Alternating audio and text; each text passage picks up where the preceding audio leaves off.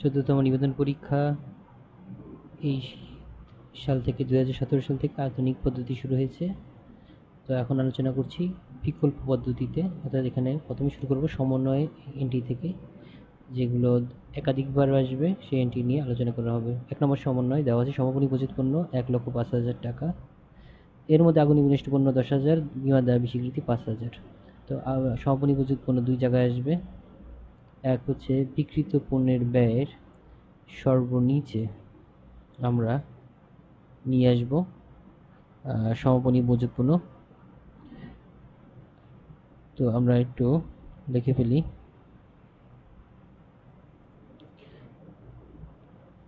সমাপনী মজুত পণ্য দেওয়া আছে 1,05,000 টাকা এবং আগুনে বিনষ্ট পণ্য দেওয়া আছে 10,000 টাকা।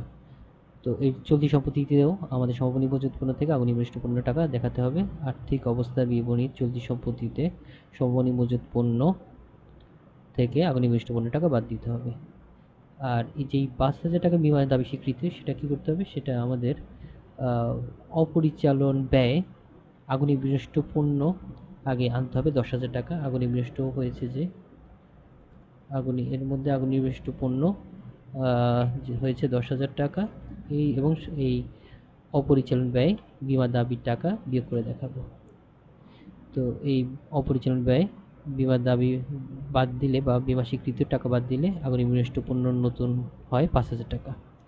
আর এই বিমা দাবি স্বীকৃতিটাও যেহেতু সমন্বয়, এটা দুইবার আসবে। এটা চলতি সম্পত্তিতে সরাসরি চলে আসবে বিমা দাবি স্বীকৃত হিসেবে। বিমা দাবি স্বীকৃতি 5,000 টাকা হিসেবে চলতি সম্পত্তি হিসেবে চলে আসবে।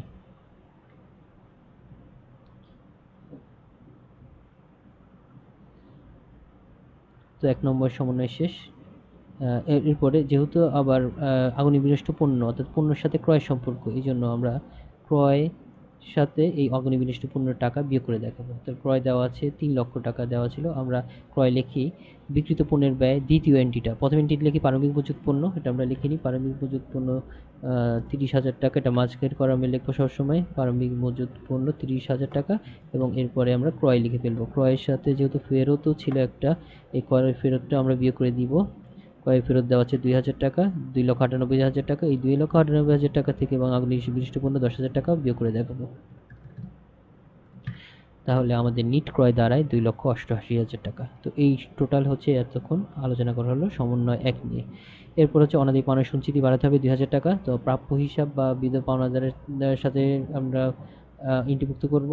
অনাদায়ী পাওনাটাও একত্রে নিব, অনাদায়ী পাওনা সঞ্চিতি কালার করে নিব। তো অনাদায়ী পাওনা সঞ্চিতি 2,000 টাকা বাড়াতে হবে, তার মানে হচ্ছে পুরাতন যে অনাদায়ী পাওনা সঞ্চিতি 4,000 টাকা ছিল, এর সাথে 2,000 টাকা যোগ করে নতুন অনাদায়ী পাওনা সঞ্চিতি হবে 6,000 টাকা। তো এটা আমরা পরোক্ষ পরিচালন ব্যয় নিয়ে আসবো। প্রথমে আমরা আনবো রেওয়া মিলে যেই অনাদায়ী পাওনা দেওয়া থাকে বা কুরিন দেওয়া থাকে, সেই টাকাটা আমরা ইনার কলামে লিখে নিব। এর সাথে আমাদের সমন্বয়ে যে অনাদায়ী পাওনা বা অনাদায়ী পাওনা সঞ্চিতি থাকবে সেগুলো যোগ করে নিব। যেহেতু এখানে নতুন অনাদায়ী পাওনা সঞ্চিতি 6,000 টাকা, 2,000 টাকা বাড়িয়ে পুরাতনের সাথে 6,000 টাকা, তাহলে এটা এবং অনাদায়ী পাওনা সঞ্চিতি যোগ করে পাই 8,000 টাকা। আর পুরাতন অনাদায়ী পাওনা সঞ্চিতি বিয়োগ করে দেখাতে হবে, তাহলে আমাদের নতুন কুরিন বা অনাদায়ী পাওনা দাঁড়ায় 4,000 টাকা। আবার বলছি, রেওয়া মিলের অনাদায়ী পাওনা বা কুরিনের সাথে সমন্বয়ের অনাদায়ী পাওনা বা অনাদায়ী পাওনা সঞ্চিতি যোগ হবে, এবং রেওয়া মিলের অনাদায়ী পাওনা সঞ্চিতিটা বিয়োগ হয়ে যাবে। আর এটা প্রাপ্য হিসাবটা চলতি সম্পত্তি হিসেবে আসবে, এবং এর থেকে পুরো নতুন অনাদায়ী পাওনা সঞ্চিতির টাকা বিয়োগ হয়ে যাবে। তার প্রাপ্য হিসাব আমরা সম্পত্তি পাশে, অর্থাৎ আর্থিক অবস্থার বিবরণী যে সম্পত্তি পাশ আছে সেখানে আমরা নিয়ে আসবো। প্রাপ্য হিসাব 70,000 টাকা ইনার কলামে নিয়ে আসবো।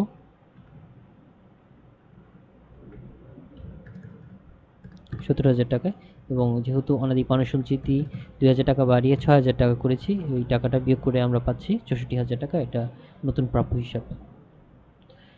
তো এটা হচ্ছে সমন্বয় 2 নিয়ে আলোচনা। এরপর সমন্বয় 3। সমন্বয় 3 হচ্ছে কলকাতার উপরে 7.5%, আসবাবপত্রের উপর 5% হারে অবচয় ধরতে হবে। তো এছাড়াও আমাদের ইজারা সম্পত্তি ছিল, অর্থাৎ এখানে টোটাল স্থায়ী সম্পত্তি ছিল 3টা। তো আমাদের যে 7.5% অবচয় এবং আসবাবপত্রের উপর 5% অবচয়, এই অবচয়ের টাকা ধরবো আমরা ক্রয় মূল্যের উপর অবচয় ধরবো।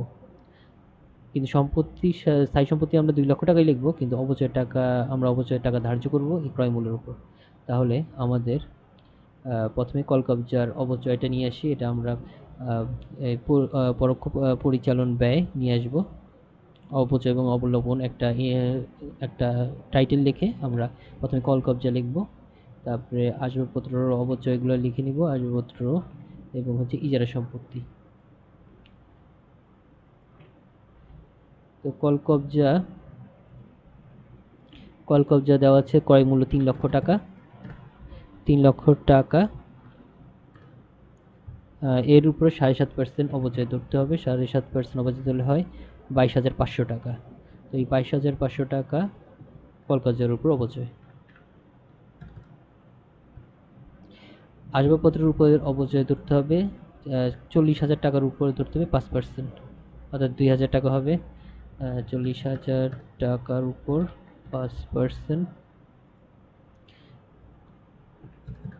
2,000 টাকা।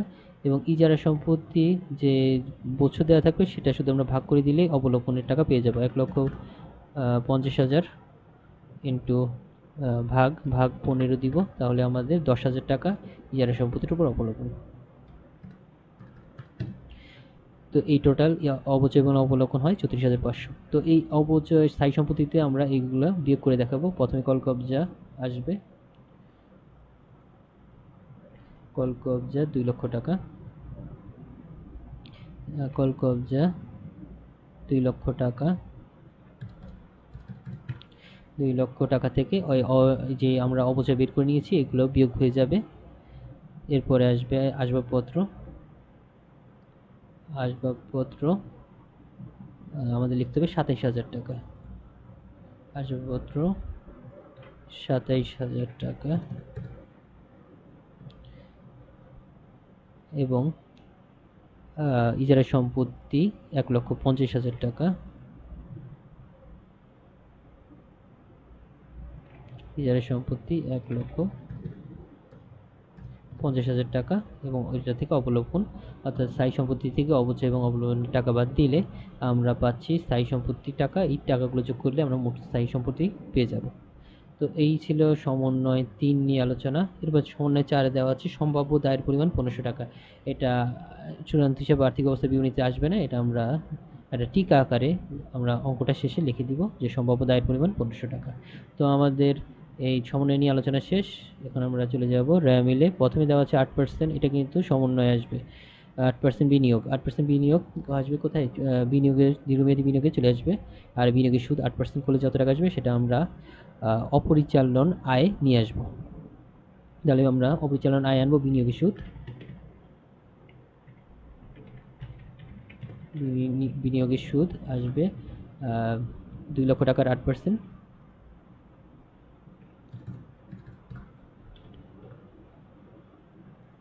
16,000 টাকা।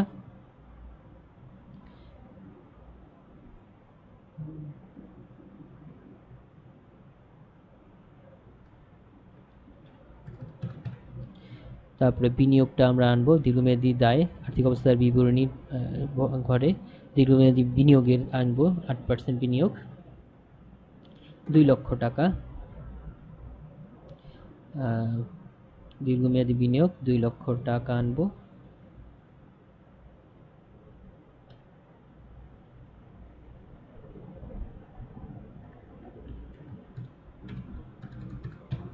$2 লক্ষ আনবো বিনিয়োগ। আর এই বিনিয়োগের সুদ আমাদের আসবে চলতি সম্পত্তিতে। বিনিয়োগ হবে দীর্ঘমেয়াদী বিনিয়োগে, আর চলতি সম্পত্তিতে আসবে হচ্ছে বিনিয়োগের সুদ। তাহলে এটা হচ্ছে বিনিয়োগ শেষ হলো। এরপর আমরা এটা অন্তর্ভুক্ত করেছি ঋণের সুদ। দেওয়া আছে ঋণের সুদ, ঋণপত্র দেওয়া আছে 10% ঋণপত্র, এটা হচ্ছে দীর্ঘমেয়াদী দায়। আমরা দীর্ঘমেয়াদী দায় আর্থিক অবস্থার বিবরণী দীর্ঘমেয়াদী দায়ে ঋণপত্র নিয়ে আসবো। 10% ঋণপত্র 50,000 টাকা।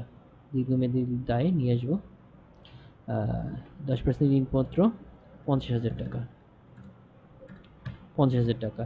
আর যেহেতু ঋণের সুদ দেওয়া ছিল, এই ঋণের সুদ হচ্ছে আমাদের অপরিচালন ব্যয়ে চলে আসবে এবং এই চলতি দায়ও চলে আসবে।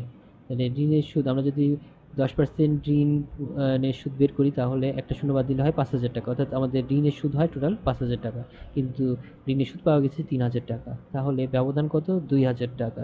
তাহলে 2,000 টাকা, অর্থাৎ 2,000 টাকা পাওয়া যায়নি, বকেয়া ঋণ হয়েছে 2000 টাকা। এটাই সমন্বয়ে আসবে যে বকেয়া ঋণ 2000 টাকা, সেই 2000 টাকা একবার অপরিচালন ব্যয়ের সাথে ঋণের সুদের সাথে অপরিচালন ব্যয় যোগ করে দিব বকেয়া ঋণের সুদ হিসেবে, আরেকবার চলতি দায়ে চলে আসবে।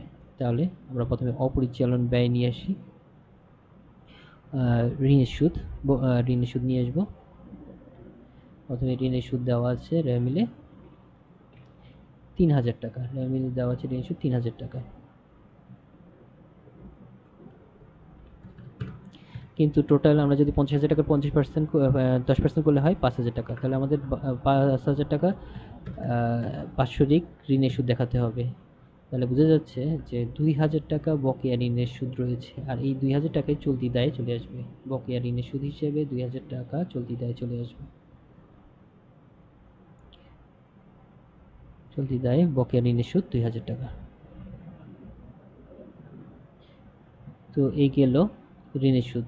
ক্রয় অন্তর্ভুক্ত করা হয়েছে শুল্ক, মজুরি, বেতন, আন্তঃপরিবহন, এগুলো সব প্রথমের দিকে আসবে, অর্থাৎ নিট ক্রয়ের পরবর্তীতে প্রত্যক্ষ পরিচালন ব্যয় এই শুল্ক, মজুরি, বেতন, আন্তঃপরিবহন টাকা চলে আসবে। প্রত্যক্ষ মজুরিতে শুল্ক যোগ আকারে চলে আসবে, মজুরি, বেতন, আন্তঃপরিবহন সবগুলো আমরা যোগ আসবে। এছাড়া আমরা প্রত্যক্ষ পরিচালন ব্যয় মজুরি, ক্রয়, পরিবহন, আন্তঃপরিবহন, শুল্ক, ডকচার্জ, জাহাজ ভাড়া এগুলো আমরা নিয়ে আসি। তো এখানে 3টা এন্ট্রি ছিল, আমরা এগুলো যোগ আকারে আনবো। শুল্ক 22,000, মজুরি 85,000, আন্তঃপরিবহন 25,000 টাকা। তো টোটাল যোগ করা হলো। এরপর হচ্ছে পারমিক মজুত পণ্য 30,000 টাকা। এটা বিক্রিত পণ্যের ব্যয় প্রথম এন্ট্রিতে অন্তর্ভুক্ত করা হয়েছে। আসবাবপত্র এটা অন্তর্ভুক্ত করা হয়েছে, প্রাপ্য হিসাব অন্তর্ভুক্ত হয়েছে। ব্যবস্থাপনা পরিচালকের প্রদত্ত ঋণ, ঋণের টাকা যদি ডেবিট পাশে থাকে এটা হচ্ছে দীর্ঘমেয়াদী বিনিয়োগ হিসেবে দেখাবো। ঋণ যদি ডেবিট পাশে থাকে এটা আমরা বিনিয়োগ হিসেবে দেখাবো। তাহলে দীর্ঘমেয়াদী বিনিয়োগ 75,000 টাকা পাওয়া গেছে, এটা আমরা দীর্ঘমেয়াদী বিনিয়োগে দেখাবো 75,000 টাকা। তাহলে আমাদের টোটাল দীর্ঘমেয়াদী বিনিয়োগের টাকা আমরা একত্রে যোগ করে দেখিয়েছি। এরপর অনাদায়ী করের অন্তর্ভুক্ত হয়েছে ব্যাংক জমা, এটা হচ্ছে চলতি সম্পদ। ব্যাংক জমা, হাতে নগদ এগুলো চলতি সম্পদ। ব্যাংক জমা দেওয়া আছে 1,67,000 টাকা। তাহলে আমরা চলতি সম্পত্তিতে ব্যাংক জমা লিখব 1,67,000 টাকা। এরপর মূলধন, এটা মালিকানা সত্ত্বে চলে আসবে। মূলধন দেওয়া আছে 7,88,000 টাকা। তাহলে মূলধন মালিকানা সত্ত্বে বিবরণীতে মূলধন লিখে ফেলবো 7,88,000 টাকা। এর সাথে নিট মুনাফা যোগ হয় মালিকানা সত্ত্বে। আচ্ছা, মালিকানা সত্ত্বে আমরা দেখিনি কি কি এন্ট্রিভুক্ত করা হয়। মালিকানা সত্ত্বে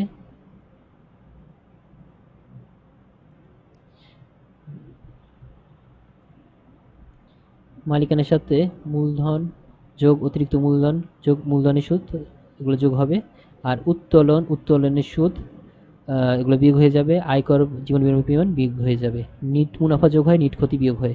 আর সাধারণ সঞ্চিতি যোগ করে দেখাতে পারি অথবা আলাদাও দেখাতে পারি। এগুলো হচ্ছে মালিকানা সত্ত্বে বিবরণীতে চলে আসে। মালিকানা সত্ত্বে বিবরণীতে যেই টাকা পাবো সেই টাকাটা আবার দীর্ঘমেয়াদী দায়ে আমরা মালিকানা সত্ত্বে আকারে টাকাটা লিখে নিয়ে আসবো। তো এখানে আমাদের মূলধনের টাকা গেল। এবার 10% ঋণ আমরা নিয়ে এসেছি। বকেয়া বেতন, বকেয়া অগ্রিম এগুলো থাকলে আমরা আর্থিক অবস্থার বিবরণীতে নিয়ে আসবো। বকেয়া বেতন মানে বকেয়া খরচ, অর্থাৎ ক্রেডিট পাশে আছে, এটা হচ্ছে চলতি দায়ে চলে আসবে। বকেয়া বেতন 30,000 টাকা চলতি দায়ে আসবে। চলতি দায়ে বকেয়া বেতন 3,000 টাকা। এরপর বিক্রয় অন্তর্ভুক্ত করা হয়েছে। বিক্রয় অন্তর্ভুক্ত করা হচ্ছে পদীয় হিসাব, অর্থাৎ পাওনাদার হিসাব, বিবিধ পাওনাদার হিসাব 25,000 টাকা চলতি দায়ে আসবে। চলতি দায়ে বিবিধ পাওনাদার বা পদীয় হিসাব 25,000 টাকা। এরপর আমাদের অন্তর্ভুক্ত করা হয়েছে ক্রয় ফেরত অন্তর্ভুক্ত করা হয়েছে। তো এই ছিল সব র্যামিলের এন্ট্রিগুলো। আমরা এবার হিসাব নিকাশ দেখি। বিক্রয় অন্তর্ভুক্ত করা হয়নি, বিক্রয় অন্তর্ভুক্ত করতে হবে। প্রথমেই বিক্রয় প্রথমেই আসবে 1 নম্বরে বিক্রয়, মাঝের ঘরে লিখতে হবে বিক্রয়।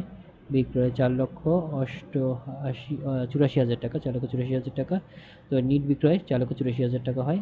তো এই নিট বিক্রয় থেকে এই বিক্রিত পণ্যের ব্যয় অর্থাৎ এইগুলো যা হিসাব নিকাশ করা হলো 3,55,000 টাকা, এটা বিয়োগ করে পাচ্ছি হচ্ছে মোট মুনাফা 1,29,000 টাকা। এই 1,29,000 টাকার সাথে আমি এই পরোক্ষ পরিচালন ব্যয়ের টাকা বিয়োগ দিয়ে দিব, এর সাথে অপরিচালন মুনাফা বা আয় যোগ করব এবং অপরিচালন ব্যয়টা বিয়োগ করে দিব। তাহলে আমাদের নিট মুনাফা দাঁড়াবে 96,500 টাকা। এই নিট মুনাফার সাথে মূলধনের টাকা যোগ হয়ে মালিকানা সত্ত্ব হচ্ছে 8,84,500 টাকা। তো এই মালিকানার 70 টাকা দীর্ঘমেয়াদী দায়ে আসবে এবং দীর্ঘমেয়াদী দায়ের টাকা একত্রে যোগ করে নিব। তাহলে আমরা দেখতে পাচ্ছি মোট দায় ও মালিকানা সত্ত্ব পাচ্ছি 9,94,500 এবং মোট সম্পত্তিও পাচ্ছি 9,64,500। তো আমাদের উত্তরটা মিলে গিয়েছে। তো ধন্যবাদ।